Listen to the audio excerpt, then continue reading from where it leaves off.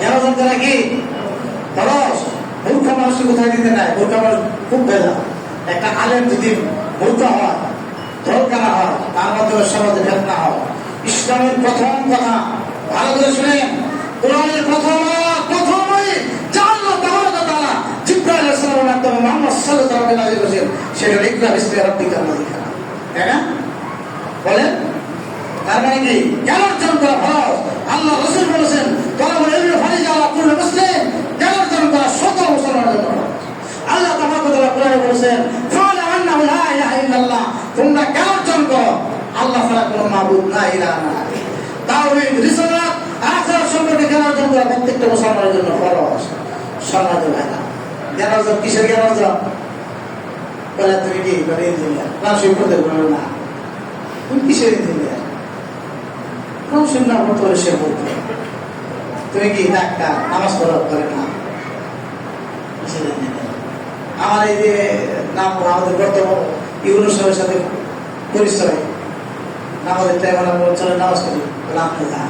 আমরা আপনার নামাজ না বলি কিসের চিন্তা করি, আমার তো লাভ নেই, নামাজ না, লাভ নেই, বসা না। তাহলে যে ডিসি নামাজ পড়ে না, যে ইউনু নামাজ পড়ে না, যে পুলিশ সুপার নামাজ পড়ে না, যে ওসি নামাজ পড়ে না, এগুলো সবগুলো সরকারের গায়ে। এরাই তো ঘুষ খায়, এরাই ঘুষ খায়, এরাই শয়তানি করে, এরাই অবিচার ব্যবচার করে, নিরাপত্তা ধরে নেয়, টাকা নিরাপত্তা দিকে ছেড়ে দেয়, এরা হলো দরকার। এই জন্য আপনি দেখবেন কোরআন হাদিস বুঝে যদি কেউ না চলে এবং নামাজ পড়ে, তারা সহজে ঘুষ খাবে না। 100 জনের মধ্যে 90 জনই ভালো থাকবে, 10 জন হয়তো খারাপ হতে পারে। আর বর্তমান কোরআন হাদিস না জানার কারণে 100 জনের মধ্যে 90 জনের ঘুষ খায়। খেয়াল করে দেখেন আপনি। তাহলে প্রিয় ভাই আমার, জ্ঞান তো বড় বড় কথা বলেন, আপনার জ্ঞান অনুযায়ী আপনি কবরের আযাব থেকে মুক্তি পাবেন। আপনার জ্ঞান অনুযায়ী হাউজে কাছারে পানি জুটবে, আপনার জ্ঞান অনুযায়ী আল্লাহ রাসূল আপনার জন্য সাহায্য করবে, আপনার জ্ঞান অনুযায়ী আপনি কি রাসূলের সাথে জান্নাতে যেতে পারবেন, আপনার জ্ঞান অনুযায়ী আপনি কি আল্লাহকে দেখতে পারবেন।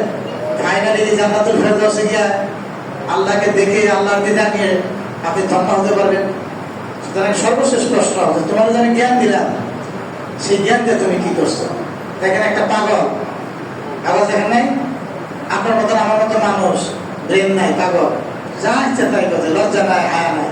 কিন্তু আপনার আল্লাহ জ্ঞান দিচ্ছে, এই জ্ঞান যদি ইসলামের মধ্যে ব্যবহার না করেন, তাহলে অবশ্যই আপনার ধ্বংস অনিবার্য।